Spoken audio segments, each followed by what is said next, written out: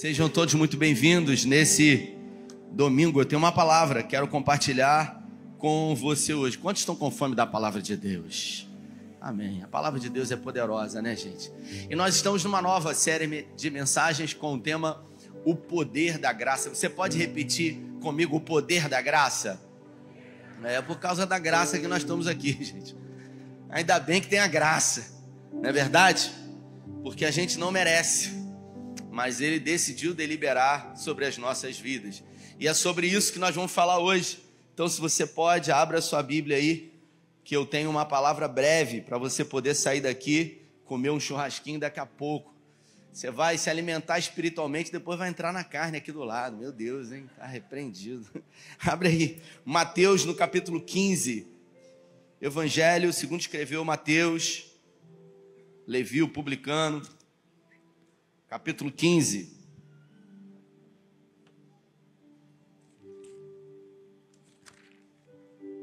Isso aí, ó.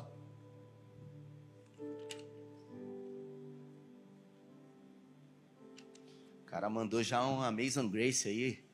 Meu Deus, hein? Vamos lá. Mateus capítulo 15, versículo 21. Diz assim a minha tradução: partindo Jesus dali, retirou-se para os lados de Tiro e Sidom. E eis que uma mulher cananeia, que viera daquelas regiões, clamava: Senhor, filho de Davi, tem compaixão de mim. Minha filha está horrivelmente endemoniada. Ele, porém, não lhe respondeu palavra. E os seus discípulos, aproximando-se, rogaram-lhe: desperta-a, pois vem clamando atrás de nós. Mas Jesus respondeu: não fui enviado senão as ovelhas perdidas da casa de Israel. Ela, porém, veio e o adorou, dizendo: Senhor, socorre-me. Então ele respondeu e disse: não é bom tomar o pão dos filhos e lançá-lo aos cachorrinhos. Ela, contudo, replicou: sim, Senhor, porém os cachorrinhos comem das migalhas que caem da mesa dos seus donos. Então lhe disse Jesus: ó mulher, grande é a tua fé, faça-se contigo como queres. E desde aquele momento a sua filha ficou curada. Se você pode, feche os seus olhos. Pai, em graça, nessa noite, diante da tua palavra, pedimos que o Senhor possa mover na nossa mente e no nosso coração. Que o Senhor possa fazer como tem feito na vida de milhares de pessoas que o Senhor encontra. Porque todo lugar é comum até o Senhor passar por ele. Toda alma é de um jeito até o Senhor tocá-la, transformá-la. Por isso, nessa noite, te damos de liberdade, Senhor, para tocar na nossa vida, para mudar a nossa percepção sobre a nossa vida, sobre o nosso passado, sobre as promessas que o Senhor tem para nós. Nós queremos declarar que esse tempo aqui é do Senhor. Por isso, fala conosco, é o que nós te pedimos em nome de Jesus.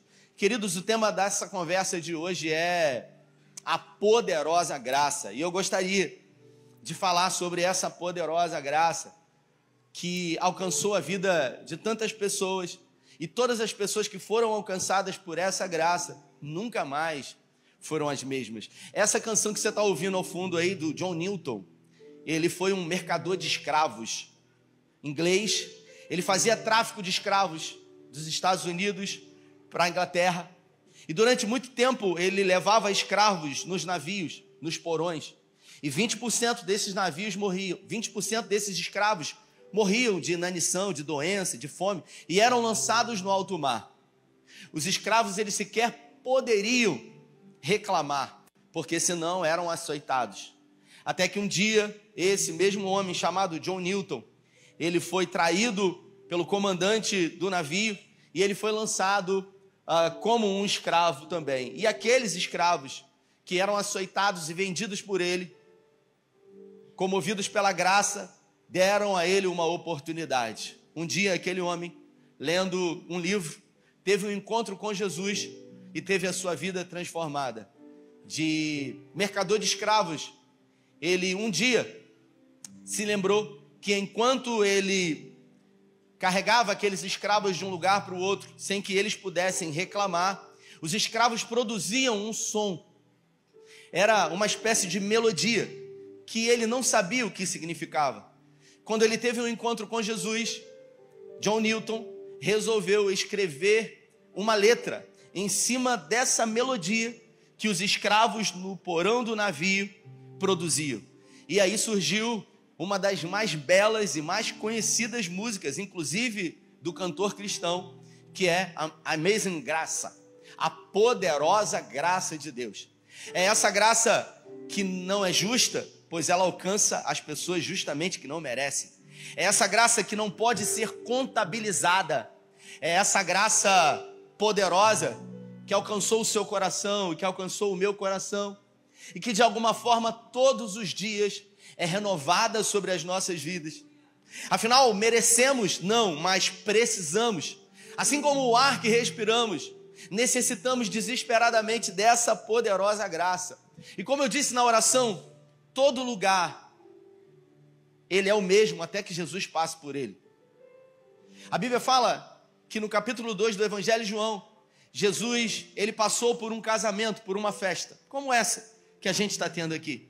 E aquela festa tinha um destino certo, de humilhação, de vergonha para o noivo, porque aquilo que representa a alegria numa festa, como eu fui do meu amigo Marcelo aqui, na semana retrasada, o vinho acabou e os noivos estavam determinados a passarem uma grande humilhação, mas Jesus estava naquele lugar e por ele estar naquele lugar, ele mudou a história, ele mudou o futuro daqueles noivos e de toda a família.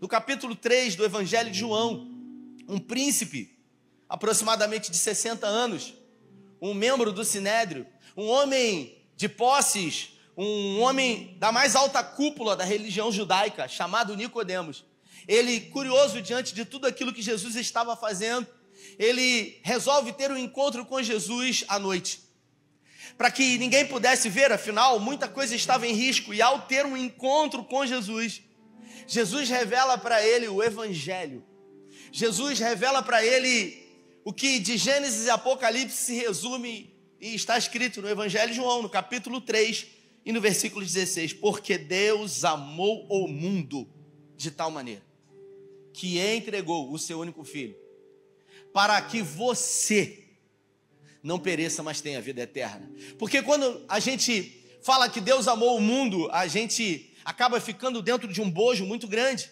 Mas quando a gente se apropria e a gente entende que Deus amou a mim, então diga para quem está do seu lado, Deus amou você, diga, Deus amou você.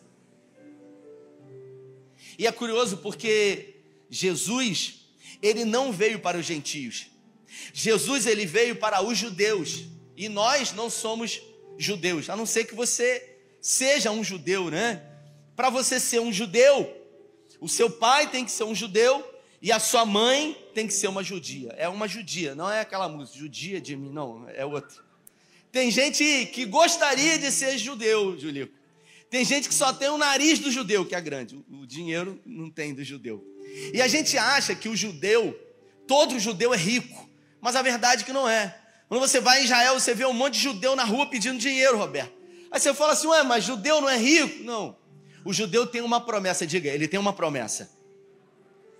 Então, essa promessa que esteve sobre o povo judeu se estendeu para as nossas vidas. João, no capítulo 1, no versículo 12, diz que ele, Jesus, ele veio para os judeus, mas eles não o receberam, eles o crucificaram. Mas a todos quanto receberam foi dado a esses o direito, o poder de serem chamados filhos de Deus. Isso quer dizer que a nós foi dado o direito, ao recebermos Jesus, de sermos chamados filhos de Deus. Quantos são filhos de Deus? Glória a Deus por isso. Mas João 3,16 diz que ele só tem um filho. Isso quer dizer que você foi recebido por adoção. Nós fomos adotados por ele. E eu não sei se você sabe, na cultura judaica, você pode até renunciar a um filho que você tem. Se de alguma forma o seu filho cometer algum ato contra você, você pode legalmente repudiá-lo. Você pode repudiar a esposa, segundo a cultura judaica. Você pode repudiar um filho seu.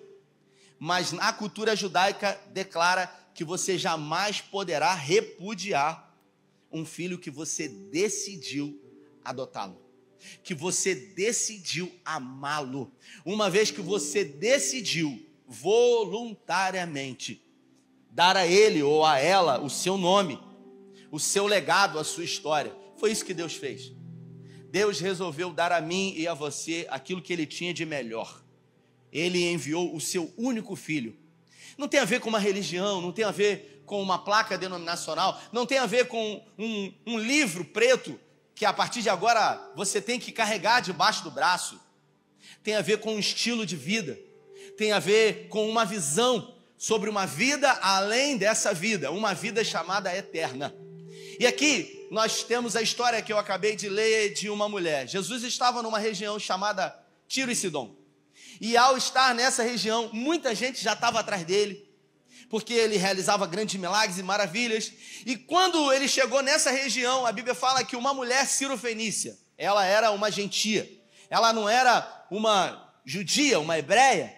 A Bíblia fala que ela tinha um problema com a sua filha. E você que é mãe e você que é pai sabe que se você tem um filho, uma filha, e esse filho ou filha tem algum problema, alguma enfermidade, algum problema de saúde, você é capaz de fazer qualquer coisa para de alguma forma produzir cura, milagre na vida do seu filho e da sua filha. E essa mulher, ela tinha uma filha que estava atormentada há muito tempo por uma espécie de demônio. Não era uma doença normal. E essa mulher, que não era uma mulher religiosa, ela identificou que não era uma enfermidade comum, Rodrigo, que era uma doença espiritual, que era uma possessão maligna. E ela ouve falar que Jesus estava passando por aquela região. E quando ela ouve falar, Fabiano, ela vê a oportunidade de verdadeiramente receber o milagre na vida da sua filha. Ela não sabia o que era graça, mas instintivamente, enquanto mãe, ela disse: se eu for, eu vou clamar, eu vou fazer o que eu puder, eu vou pedir, eu vou implorar, eu vou fazer o que for preciso. E ela foi. E a Bíblia fala que ela começou a falar a Jesus, pedindo que ele tivesse misericórdia dela. E Jesus continuou andando com os seus discípulos, enquanto a mulher gritava atrás dele. Ela desesperada, porque quando a gente está desesperado, a gente não se preocupa com a vergonha, a gente não se importa com a humilhação, a gente não se preocupa com coisas naturalmente. Quando a gente está vivendo um tempo bom, a gente se preocupa.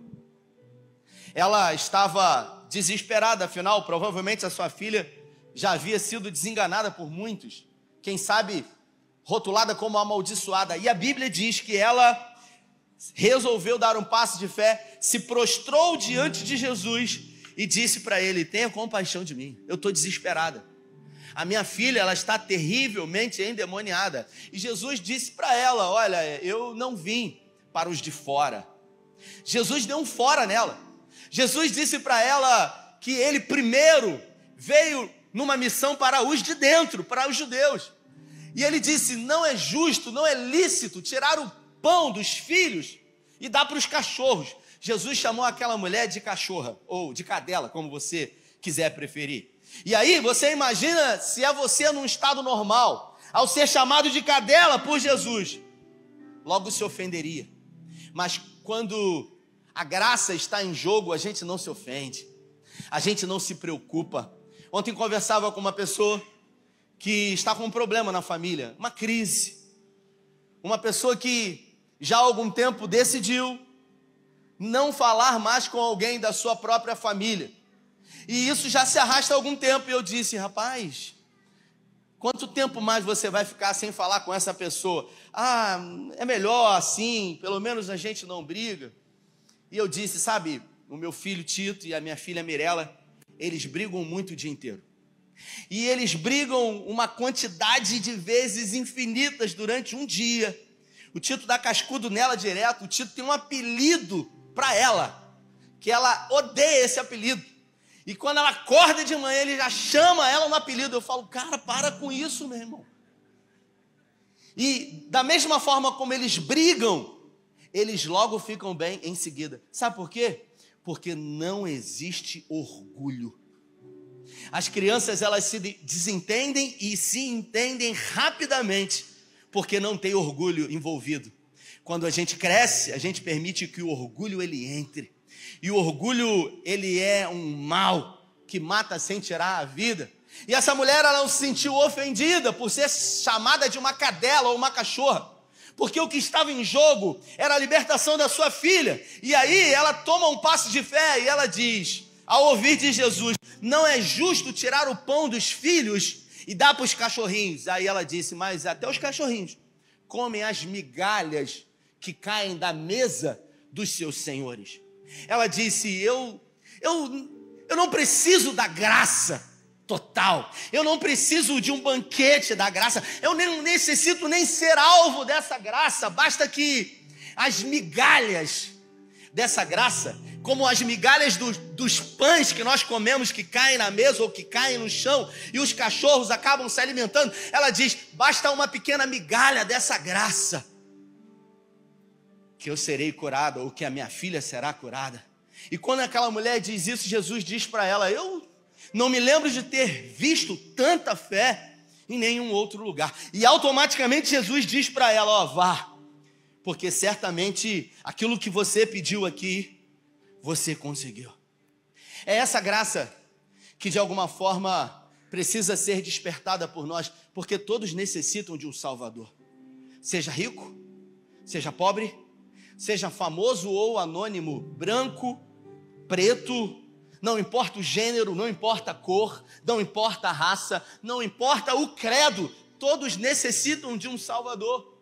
De um Salvador que nos salve dos perigos do mundo também, mas principalmente de um Salvador que nos salve do orgulho que às vezes nos afasta de pessoas que amamos tanto, do orgulho que nos impede de dizer me perdoe, do orgulho que às vezes nos faz sentir culpa, quando alguém que a gente muito ama e por circunstâncias da vida rompemos relação, um dia está dentro de um caixão e a gente não tem mais o que dizer, não tem mais tempo de abraçar, de beijar e de dizer o quanto foi importante.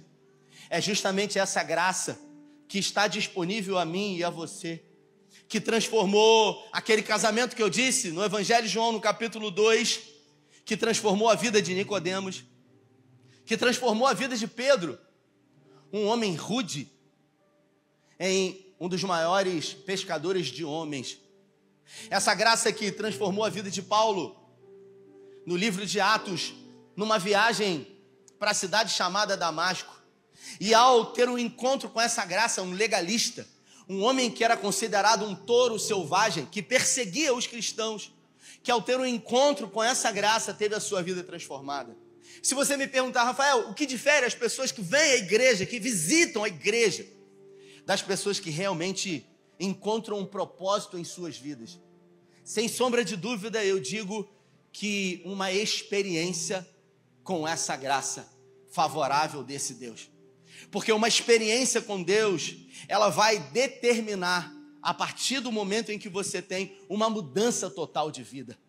Eu tive uma experiência com Jesus num retiro espiritual, e eu acho que você já ouviu algumas vezes aqui, e por mais que eu tente exemplificar e dizer como foi, jamais você vai conseguir compreender, porque ela é subjetiva, ela é individual, ela é única.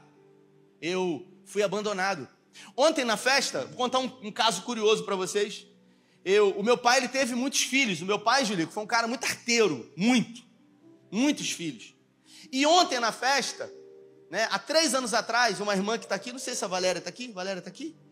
Há 3 anos atrás, a Valéria, eu estava na escada, a Valéria se apresentou para mim, ela disse, tudo bem, meu nome é Valéria, eu sou sua irmã. Eu falei, ô querida, tudo bem? Ai do Senhor, como é que você está? E ela disse, você tem um irmão, e ele gosta muito de assistir você, e um dia ele vai te conhecer, tem 3 anos. Ontem na festa, a Valéria me chama e fala assim, esse aqui é o seu irmão, ele é mais velho que ela. E eu falei, ô querido, tudo bem? Então, as circunstâncias da vida não fizeram com que a gente pudesse se conhecer. Talvez a dureza do coração do meu pai em não buscar um entendimento no primeiro relacionamento e depois ter outros relacionamentos e fragmentar a vida de tantas outras pessoas que ele fragmentou. Eu conheci o meu pai com 12 anos de idade. Eu conheci a minha mãe com 8 anos. Eu nunca na minha vida chamei ninguém de mãe. Eu tenho 46 anos. Eu nunca na minha vida chamei ninguém de pai. Mas eu poderia dizer que eu sou um pobre coitado, um miserável. Eu sempre digo que Deus, não importa o destino ou as circunstâncias que a vida possa levar você, Deus é especialista em sempre colocar alguém para cuidar de você. E nesse retiro espiritual, eu ouvi uma voz. Eu ouvi uma voz que é inconfundível, que disse para mim nesse ouvido aqui: eu sou para você o pai que decidiu não ser o seu amigo. Eu sou para você a mãe que foi embora e decidiu não cuidar de você. E a partir daquele momento eu tive um encontro com essa graça. E toda a minha história começou a ser reconstruída pelo poder dessa graça. O passado ele não pode ser mudado, mas ele pode receber um outro olhar. Ele pode ser ressignificado e o fato de ressignificarmos o passado nos livra da culpa, nos livra das autocomiserações, nos livra das armadilhas que nos fazem olhar para a nossa história e achar que nós somos pobres coitados. Eu falei um dia aqui sobre um homem chamado Geraldo Rufino, uma história incrível de vida. Essa semana eu falei sobre ele no podcast. Ele teve a maior inspiração da vida dele até os 8 anos de idade. Morava num lixão, negro, com a sua mãe. E ele diz que a mãe dele foi a melhor e a maior mentora que ele teve. Até 8 anos de idade ele teve a companhia da mãe e depois morreu. Mas de 0 a 8 anos a mãe dele ensinou tudo o que ele precisava para que ele pudesse ter uma vida de sucesso. O Geraldo Rufino é um grande sucesso, palestra no Brasil e fora do Brasil. E eu assisti um podcast onde ele recebeu uma pergunta de uma repórter que disse para ele: você é um homem negro, um homem que morou no lixão, que comeu comida estragada. A pergunta que eu tenho para você é: você não tem algum complexo? Um complexo de inferioridade? Alguma autocomiseração? Alguma culpa em relação ao passado? E ele disse: complexo? Eu tenho a imunidade. Eu como qualquer coisa estragada que eu não passo mal. Aquilo que de ruim a vida trouxe até a mim, não me matou, me fortaleceu. A minha mãe dizia: aquilo que não mata, faz o quê? Dá verme às vezes, não engorda. Não é verdade? Porque às vezes a gente acha que é gordurinha na barriga, mas às vezes é aquela lombrigazinha, né? aquela vermezinha. E a gente acaba percebendo, queridos, que tudo tem a ver com a forma como a gente enxerga a vida. Porque a graça, quando nos alcança, ela nos permite colocar óculos espirituais, de entendermos que aqui tudo é passageiro. Um dia nós estaremos juntos com ele novamente. John Newton deu a contribuição dele. George Miller também, que teve um encontro com Jesus. E tantos outros homens e mulheres de Deus que foram despertados e tiveram histórias fragmentadas de vida, mas de alguma forma encontraram um propósito na sua existência em amar ao próximo servindo a Deus. Não sei se você sabe, um dia um jovem perguntou a Jesus qual é o mandamento mais importante. Afinal, haviam muitos adenos, inclusive os 12 mandamentos e quase 500, quase 600 adendos. E Jesus disse, basicamente são muitos, mas eles se resumem a 2. Porque se você amar a Deus sobre todas as coisas, de todo o teu coração, com todo o teu entendimento, e se você amar ao teu próximo como a você mesmo, isso será mais do que suficiente. Só que às vezes, queridos, nós temos a facilidade de amar a Deus, nós temos a facilidade de amar ao próximo, mas nós temos muita dificuldade de amar a nós mesmos. A verdade, eu queria abrir um parênteses aqui, só entre a gente aqui. A verdade é que, às vezes, você faz mais mal a você mesmo do que qualquer demônio, sim ou não? Às vezes, os meus pensamentos são o meu maior algoz. Às vezes as minhas lembranças e os meus sentimentos, sentidos novamente, os meus ressentimentos, quando eu decido sentir repetidas vezes coisas que aconteceram, ou quando há ansiedade, aquilo que não aconteceu, porque a ansiedade é o excesso de futuro no meu presente. É quando eu pego aquilo que não existe, que não aconteceu, e eu resolvo trazer para o meu hoje. E eu deixo de viver o agora, e vivo num tempo diferente que não existe no amanhã. Ou quando o excesso de culpa me domina por coisas que eu fiz ou por coisas que eu deixei de fazer, coisas que eu me martirizo porque eu deveria ter feito. O excesso do passado no nosso presente é chamado de culpa. O excesso do futuro no nosso presente é chamado de ansiedade. Observe que às vezes nós estamos sempre em lugares diferentes. O corpo está aqui, mas a mente ou está num passado mal resolvido ou num futuro que não aconteceu. A graça de Jesus, ela vem e nos alcança e ela nos dá a oportunidade de viver no melhor lugar do mundo, onde tudo acontece. O melhor lugar do mundo é chamado de presente. Talvez porque tenha sido um presente, uma dádiva dada por Deus a nós. Mas será que eu tenho vivido realmente esse presente? Rafael, mas você não sabe o que eu estou passando, a minha luta, a minha dificuldade. Eu quero dizer para você, no nome de Jesus, que a graça de Deus ela é suficiente para curar qualquer mazela da sua vida. A graça de Deus é suficiente. Ontem eu estava com o pastor Levi aqui, Juliana. Pastor Levi, que há 1 ano atrás, ele sentiu uma forte dor aqui, e ele falou, eu acho que é alguma coisa com o rim, ele disse para mim. E por saber que eu sou não urologista, né, mas um exímio conhecedor, eu operei 6 vezes o rim, e ele falou, rapaz, você que entende desses negócios, me ajuda. Eu estou com uma dor aqui, eu falei, cara, tem um médico aí, amigo, indiquei para ele, e ele foi no médico, ele não conseguiu ir nesse médico, foi no médico da equipe, levou um exame que fez, e o médico disse para ele, se você é meu pai, eu te opero agora. Ele falou, o quê? Ele falou, você está com câncer, o seu rim está totalmente tomado, a gente precisa tirar o rim. Ele falou, eu estou com o quê? O médico falou, você está com câncer. E quando a gente ouve essa palavra câncer, irmão, abre um buraco no nosso chão e a gente tem a certeza que a vida acabou. E é nesse momento que o ateu vira crente. E é nesse momento que aquele que não acredita passa a acreditar.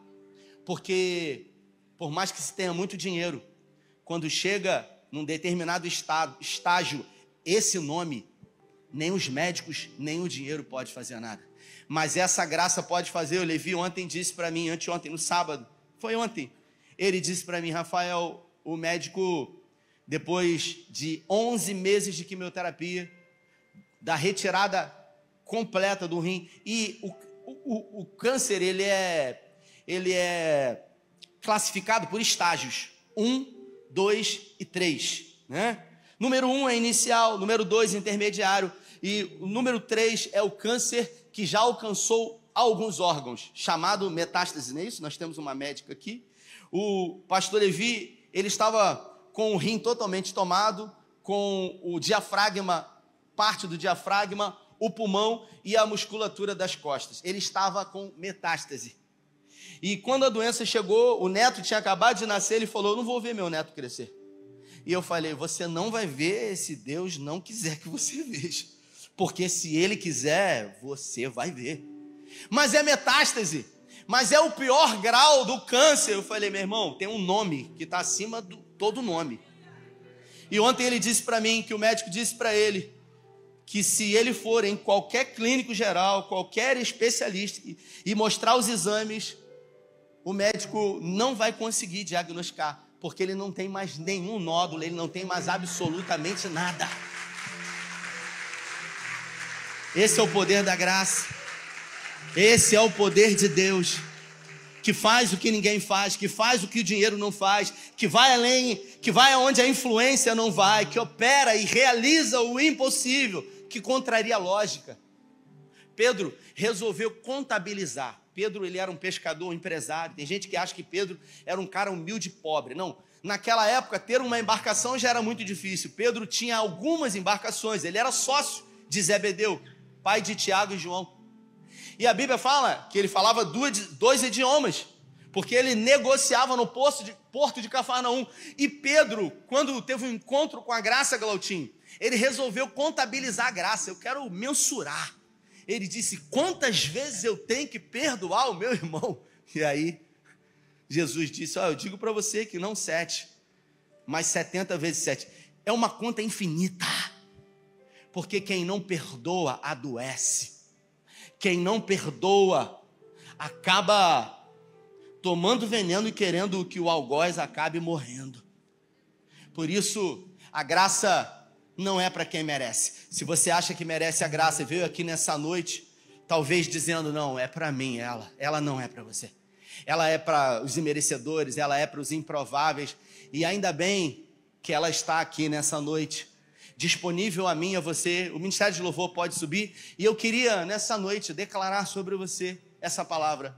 Porque a Bíblia fala que essa mulher, ela foi ao encontro de Jesus desesperada. E mesmo sendo uma gentia, mesmo de alguma forma no primeiro momento sendo rechaçada por Jesus, a Bíblia fala que Jesus, em tudo o que fez, sempre nos deu a entender que foi intencional. E se de alguma forma ele rechaçou essa mulher, é porque ele queria mostrar alguma coisa para os apóstolos. Que existe uma fé e um desejo e uma vontade maior às vezes do que os que estão de fora, do que propriamente aqueles que estão de dentro. Eu não sei se você sabe, mas como pastor eu já tive a oportunidade de ver pessoas entrarem pela primeira vez na igreja e se entregarem totalmente a Jesus, ao ponto de Jesus mudar o casamento, mudar a família, mudar a história, mudar a sorte por completo. E pessoas que estão aqui há muito tempo com a mesma vida não entenderem e às vezes olharem para o lado e dizer: não é justo isso. Não tem a ver com justiça, não tem a ver com meritocracia, tem a ver com a forma como você se entrega e corresponde a essa poderosa graça. Tem a ver com quanto se quer, tem a ver com quanto se deseja verdadeiramente entregar a sua vida a esse Deus. A gente fala em receber a Jesus, mas a verdade é que Ele é que nos recebe. Nós não temos absolutamente nada de bom para oferecer a Ele. Nós não temos absolutamente nada para oferecer a Ele. A Bíblia fala, Romanos no capítulo 8, se Deus é por nós, quem será contra nós? Se o texto parasse aí, estava maravilhoso. Mas o texto continua dizendo: aquele Deus que nem mesmo o seu filho poupou, antes o entregou, como não dará juntamente com ele todas as coisas? E eu queria que você perguntasse uma coisa carinhosamente, mas pergunta com um sorriso no rosto, porque se você perguntar sério para a pessoa que está do seu lado, pode parecer arrogância. Mas pergunte com um sorriso no rosto: você merecia que Jesus morresse por você? Pergunte, meu Deus. Não dá para responder, porque a gente sabe a resposta, porque a gente sabe quem nós somos, mas ainda assim, mesmo pecadores e merecedores, Ele decidiu nos amar. Ele decidiu não desistir de você. E eu quero dizer para você, Jesus, Ele não desistiu de você. Ele continua querendo te dar uma nova história, um novo caminho e um novo destino. Eu queria que você se colocasse de pé nessa noite. Eu queria que você fechasse os seus olhos por um momento. Aleluia! O John Newton, ele tem uma frase que ele diz: eu não sou quem eu deveria ser, eu também não sou quem eu gostaria de ser, mas graças à poderosa graça em Jesus, eu não sou mais quem eu era. E eu me dirijo a você que veio aqui nessa noite e ouviu falar sobre essa poderosa graça que é exclusivamente para quem não merece. Essa graça que mudou a minha história, e por isso que eu estou aqui. Eu não nasci num lar cristão, eu nasci numa família totalmente desestruturada, marcada por divórcios e abandonos, até que eu tive um encontro com essa poderosa graça. E a minha história é semelhante à história de milhares e milhares de pessoas que têm um encontro com essa graça, que muda, que transforma, que verdadeiramente opera maravilhas. E tudo o que você precisa nessa noite é se entregar e corresponder a essa graça. Porque se essa mulher foi ao encontro da graça hoje, essa graça vai ao seu encontro. A Bíblia fala em Lucas no capítulo 15 que o pai do filho pródigo, ele aguardou ansiosamente pela vinda do filho. E quando o filho despontou ao longe, o pai levantou a sua vestimenta e correu, quebrando todos os protocolos existentes em direção ao filho que estava perdido. Se você é filho de Deus e se encontra perdido, e todas as pessoas que estão perdidas, elas não conseguem perceber que estão perdidas. Eu às vezes vou para um lugar que não conheço e a minha esposa fala, para perguntar, e eu digo para ela, eu sei, eu vou encontrar o lugar, porque quem está perdido não admite que está perdido. Mas talvez você esteja perdido e perdida, levando não somente a você, mas também a sua família para um lugar muito ruim e perigoso. Então, o convite da graça é para você nessa noite. Não é um convite para religião, não é um convite para uma placa denominacional, não é um convite para uma igreja, mas para um relacionamento com Jesus Cristo que pode e certamente vai mudar a sua história. Vai ressignificar o seu passado, vai mudar o seu presente e te dar um novo futuro. Rafael, e os problemas? Escute o que eu vou dizer para você. Os problemas, eles sempre vão existir, mas a graça de Deus, ela nos permite vencer cada um deles no nome dele, porque nele sempre seremos mais do que vencedores, capazes de vencer todas as dores nele. Então feche os seus olhos. Se foi com você que o Espírito Santo falou enquanto eu ministrava, sai do seu lugar. Eu quero nessa noite dar a oportunidade para você de ser um agente de Deus, um agente dessa graça, assim como um dia foram na minha vida. Eu quero de alguma forma ter a oportunidade de ver com os meus olhos, assim como tenho visto a transformação da sua vida, da sua casa, da sua família. Eu quero no nome de Jesus declarar novos dias. Então pede licença à pessoa que está do seu lado. Não resista a essa graça, não resista a esse amor. Isso, sai do seu lugar. Enquanto eles vão adorar ao Senhor, sai do seu lugar em nome de Jesus, porque essa graça é irresistível. Esse amor, ele é inexplicável, e ele está disponível a você e a mim aqui hoje, em nome de Jesus. Sai do seu lugar. Nós vamos orar.